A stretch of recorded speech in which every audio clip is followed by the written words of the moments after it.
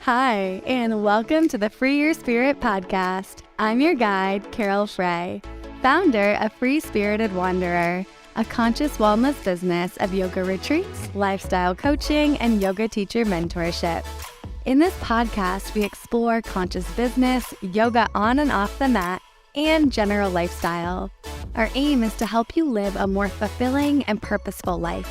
Whether you're an entrepreneur, yoga student, yoga teacher, or simply someone looking to make positive changes in your daily life. Join us as we share insights, tips, and stories to inspire you on your path to a more free-spirited life. So sit back, relax, and let's embark on a journey of self-discovery, adventure, and expansion.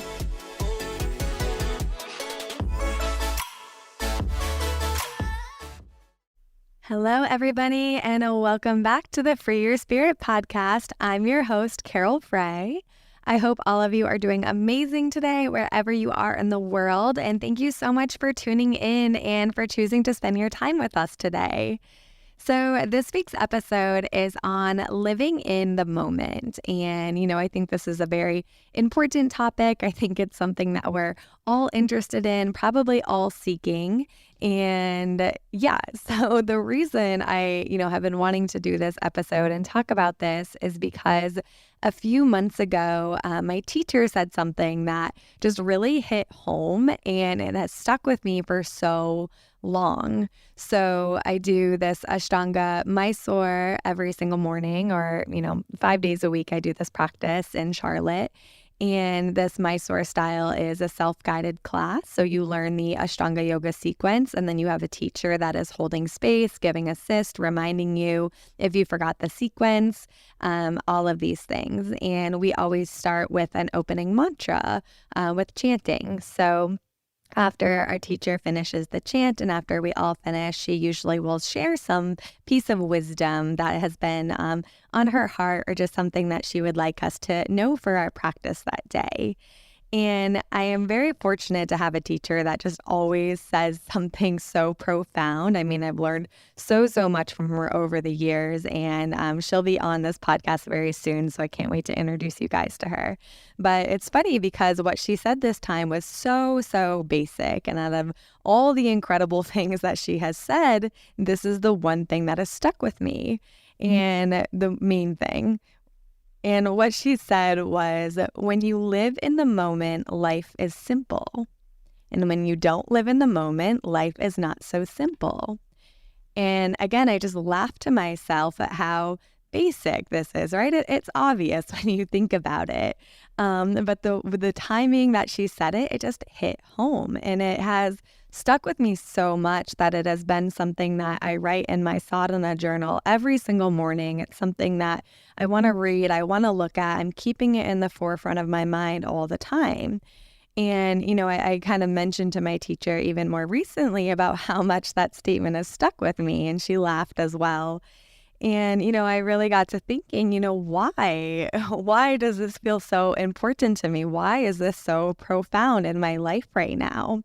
And, I finally remembered that this was the reason that I began this yoga journey in the first place, was to find more joy within the moment, was to live in the present, and just find that love and that joy. So, thinking about this statement now, it brings me back home to why I started this practice in the first place.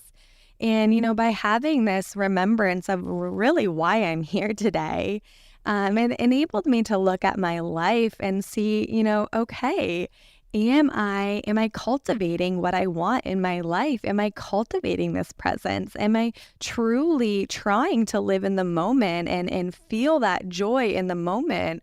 Or am I, still doing some of the same old patterns of checking the boxes and living in the past and living in the future and forgetting to even enjoy the success that's been brought by the past and, all of these things. And of course, we're human, and of course, we're going to live in the past and the future, and we have to-do lists and future planning, right? Again, we have just all of these duties as a human.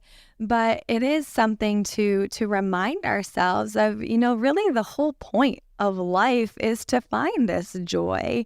And we find that in the present, right? We have no idea what's going to happen next. So it's how can we literally come back to this moment and see what we can get out of this moment? How can we literally be here now? And this is something that we spend, of course, our entire yoga journey and life journey trying to figure out. And, when I look at this, I can definitely see times that, yes, I've improved. Yes, I do this more than I used to. But no, I still have a lot of work to do, as I think maybe most of us do. But I'll speak for myself right now that I still have a lot of work to do. So, I look back at okay, this is why I'm here. Now, what am I doing within my life to cultivate this? And what changes do I need to still make, right? So it's really coming back to the self-awareness. And to me, from what I've learned, this is how we live in the present, is really finding this self-awareness of when we are living in the past. And oftentimes, that's where we find that the sadness, the depression, guilt, shame, any of this typically comes from when we live in the past. And then the anxiety, the fear, the worry, the stress typically comes when we start to live in the future. So what happens in the present? This is where we find that everlasting love and joy. And of course, this is where we want to be. We want to be in that innate state.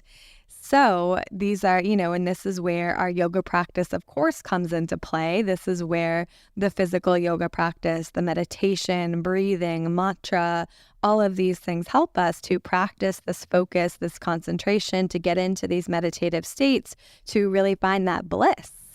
So basically, I share this more as a discussion. I can't really say I have any profound answers for you as well of what to do besides, of course, finding that yoga practice.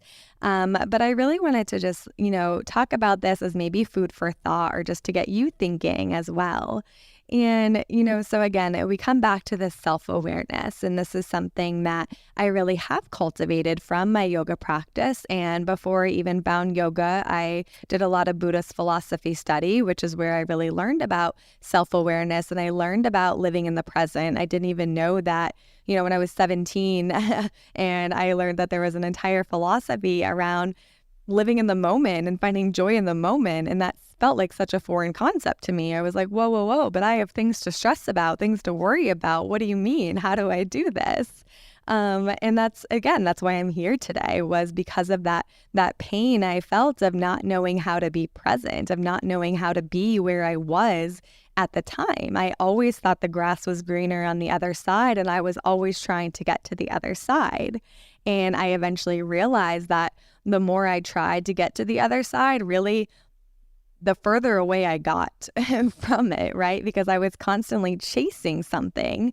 And if I could have just opened my eyes, I could have realized that really what I was chasing and what I was missing was myself. And I was missing myself being present and living my life, right? I literally can remember being in Nepal in 2014, just majestic Nepal, amazing, just this incredible experience there.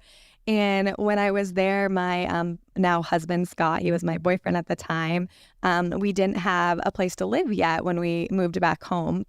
And, I don't think we even had our jobs fully in place, anything like that. And again, we have these things in life that we have to take care of. Living in the present doesn't mean avoiding what we have to do, avoiding those duties.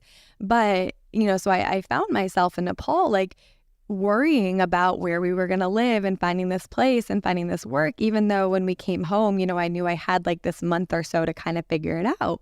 But I'm catching myself, thinking about, okay, when we go back to Killington, Vermont, I'll do this, this, and that. And then, oh, maybe after Killington, we can move to Burlington. And after Burlington, maybe we'll move to Colorado or North Carolina, right? And all these things that I'm planning and planning and planning, realizing that I'm taking away from where I was trying to get for so long, to Nepal, right? I worked really, really hard to get myself to Nepal, to do my 200-hour teacher training there and to take that experience.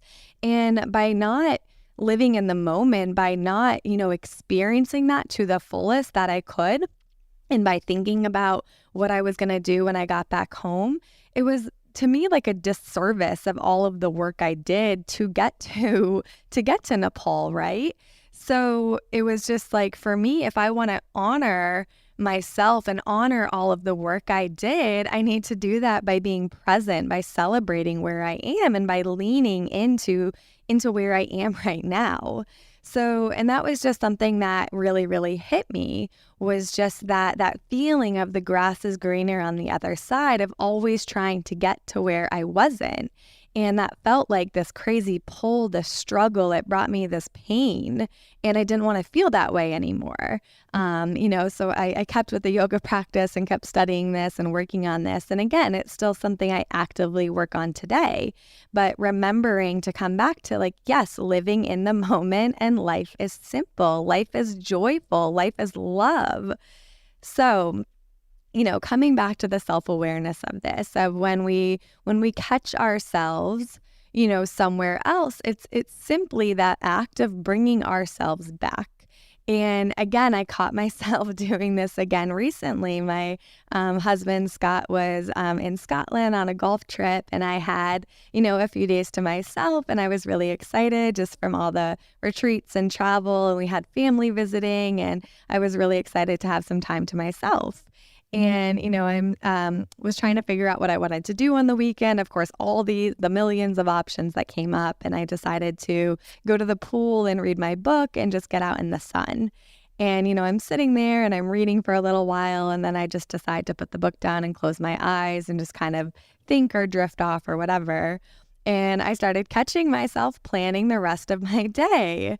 And I had to catch myself and say, Carole, you were looking so forward to sitting out at the pool, reading your book, getting the sun. Like, this is something you look to do on your busy days, something you get excited for when you can carve out the time to do this. And literally catching myself planning the rest of my day that wasn't even there yet, right? So again, it's like catching ourselves and bringing ourselves back to where we are. So I wanted to just come on here and, maybe give you this little reminder of how important it is to be present and to enjoy the here and now. And, again, some of these ways we talked about this, or I mentioned this before, is finding that yoga practice, that physical movement, the asana, where we can connect our breath with our movement. We get out of the mind and into the body, is a beautiful practice of being present and being present. And one of the reasons I love Ashtanga yoga so much is because it is a set series of postures. I know the postures, I know where my body is going, and I really get to just focus on the breath and then explore the sensation in each posture and see where I am at within that day. It also brings this incredible focus to my mind as we use the Trasana method. So it's the asana, the drishti, the focal point, and then the breath and the bandhas. And when you find this, it's a really, really deep internal practice that forces you to be present, because there's a lot to think about within this practice.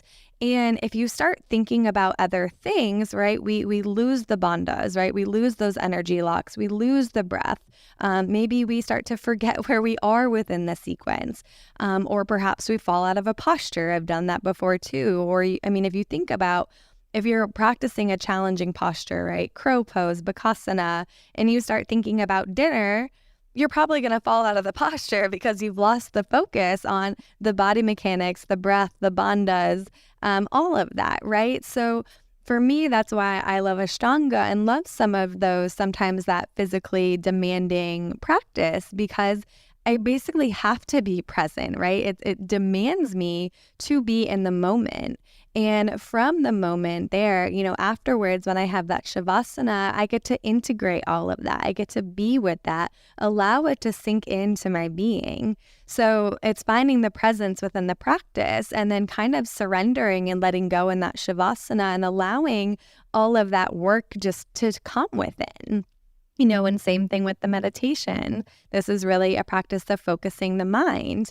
And when we learn to focus the mind, obviously we learn to be more present and we learn how to get more done, right? We become more efficient and more effective. And we find more love and joy when we're efficient and effective. At least I know I do. These pranayama practices, the breathing practices, are also a great way to be present. They can also be, physically and mentally demanding and emotionally demanding. We have different practices that work on increasing energy and heat within the body, some on more of calming the nervous system. But some of the practices really, again, force you to be present with the act that you are doing. It also brings this calmness to the body, right? A lot of them do soothe the nervous system, or it brings more energy, more expansion, helps you to, go out there and accomplish your day and take the action where needed. One of my other favorite ways of just being present is to go outside and walk in Mama Nature and to not even bring my phone. Or if I do bring my phone, I'll just have it on silent, or making sure that it's not going to buzz or distract me, or I'm going to pull it out and check something. And to be able to just be outside has been, it's been a really beneficial thing for me to practice this presence of just looking at the trees, the greenery, hearing the birds, actually smiling at the people that walk by me, and taking note of what's around me. And there's really nothing more beautiful than that. I love being outside in nature, and it's something that just fuels me and nourishes me. And that's also something you can think about too. What is nourishing to your soul? What brings you that love and that joy? Maybe it's cooking. Maybe it's spending time with loved ones, traveling, running, being outside in the water, all of these things. So you can think about what brings you that love and that joy in doing those things as well. Because again, when we can do these things that bring us the benefits that we are searching for within life, we are going to be more present with that, of course. We want to enjoy that. For me, again, it's when I was in Nepal, and really any retreat that I lead, any travel that I do. And one of the biggest things I tell people is to be present, to really soak all of this in, because it goes by so quickly. And there's so much work that is done just to get to that moment, right? With anything in life. But on these retreats, it's taking the time off of work, maybe getting care for kids and booking the flights and getting yourself to the retreat center and all the onboarding and talks that we have with you guys before, right? There's a lot that goes into it, and it's really special, and it's something that people really look forward to. It might be their one big trip of the year, or their second, or whatever it is, but it matters, and we have to do it justice by being present and enjoying it, and not, worrying about the future and what comes next and what comes after.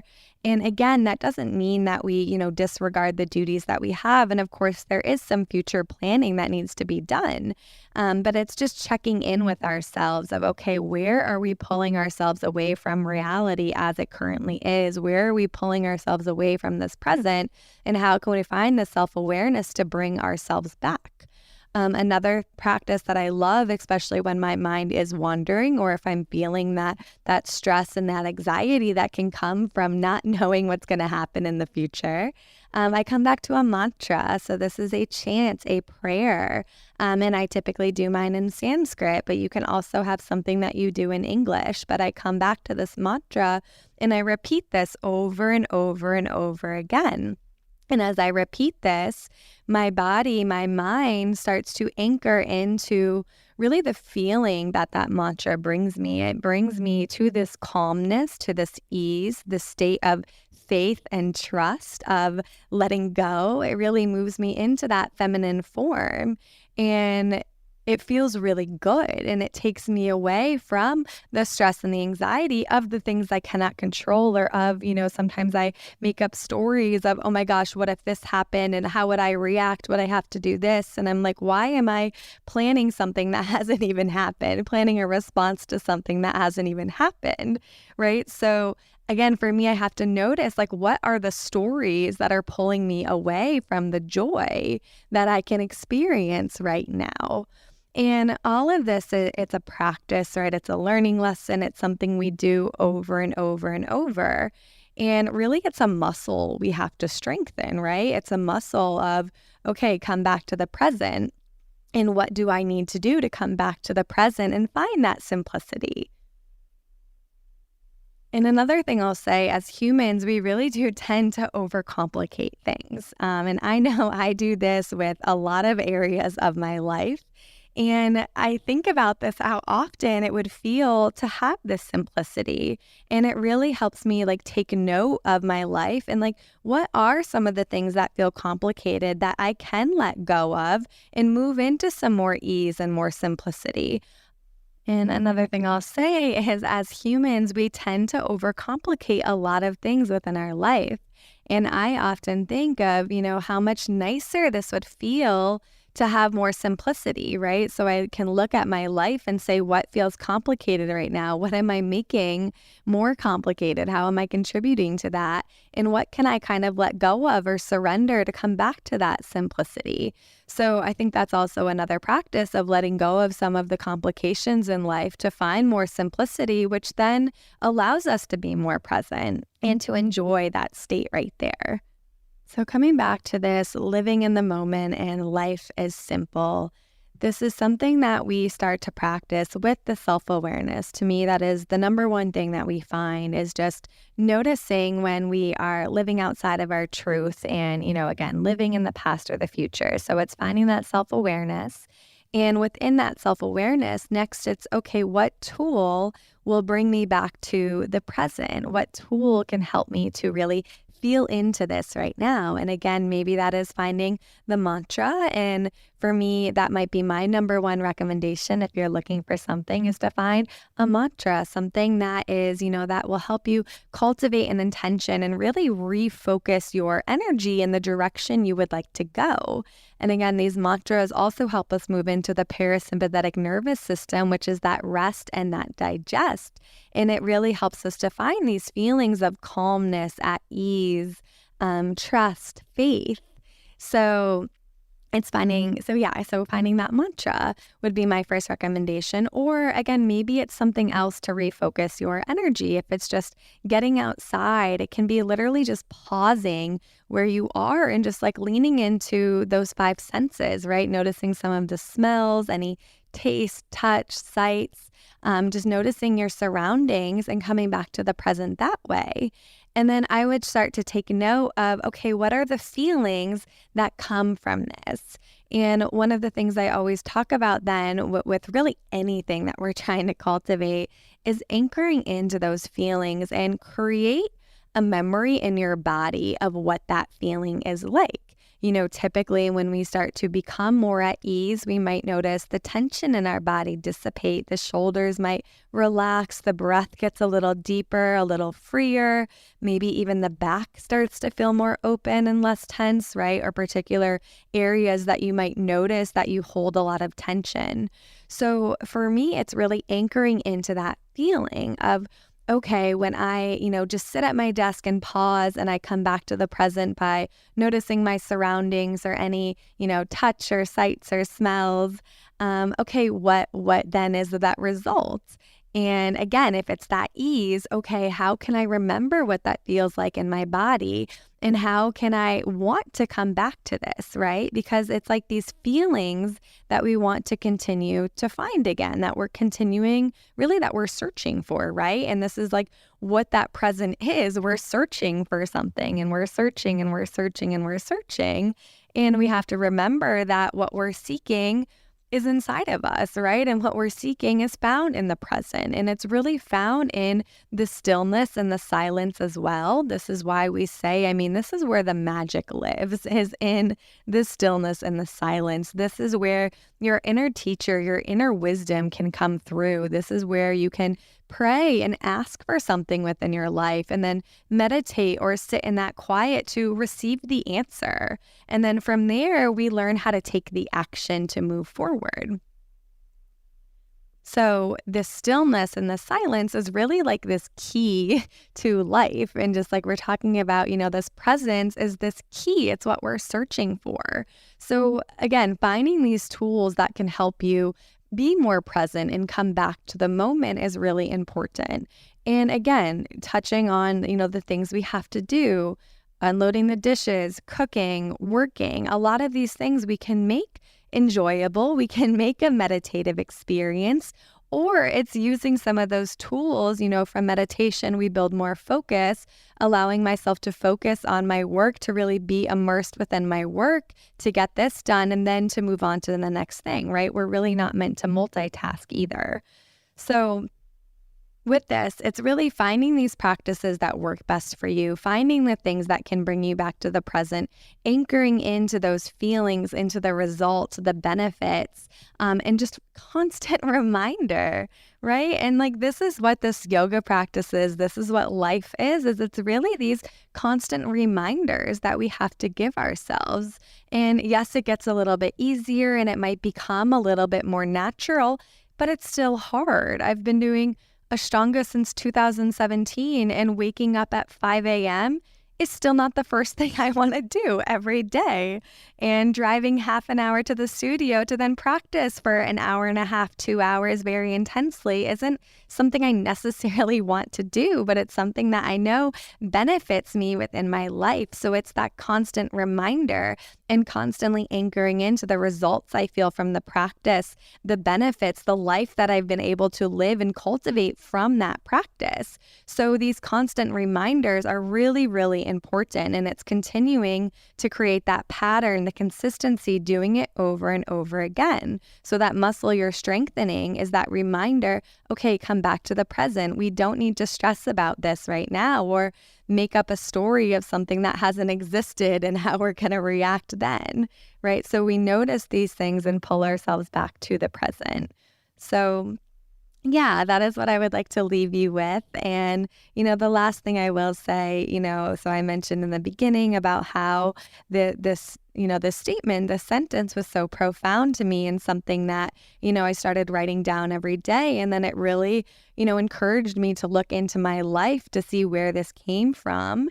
And when I noticed where it came from, I could see, okay, am I cultivating this within my life? Am I truly living this? Am I practicing this? What am I doing that's taking me away from this? And what am I doing that's bringing me closer to this? So it was really, kind of a self-analysis. So if there is something else in your life, a different statement or sentence, something, a mantra, intention, something that you're working with that feels profound, maybe you also take that time for self-analysis of just noticing, where did this come from? Am I living into this? What's taking me away from this? How can I improve this? Or what changes need to be made? What is not working within my life? So if you don't, resonate with this particular topic, I invite you to kind of take these practices into maybe something else that you're working with. But I feel pretty confident in saying I think a lot of us do want to learn how to be more present and find more joy in the moment. And I really do think that is the purpose of life, right? Is to live in the moment, to experience that joy, to truly, truly immerse ourselves, and really to be where we are right now, and remembering that that is enough. That is where we were supposed to be. And, everything we're doing is exactly as we are meant to. So there is this element too of coming back to this self-trust and also this faith in higher power that we're on the right path as well. And that, everything we're trying to control, everything we're searching for or seeking is on its way to us. And, we just continue to live our life in alignment with our truth and alignment with our intentions, continue to move forward, but also remember to find that joy, to celebrate where you are, to lean into where you are, experience it, immerse it, and then continue to move forward, continue to show up consistently, and all of these other, beautiful things that come from living in the moment. So I will leave you with that today. Thank you so much for listening and tuning in. And until next week, keep showing up as your truest, most authentic self.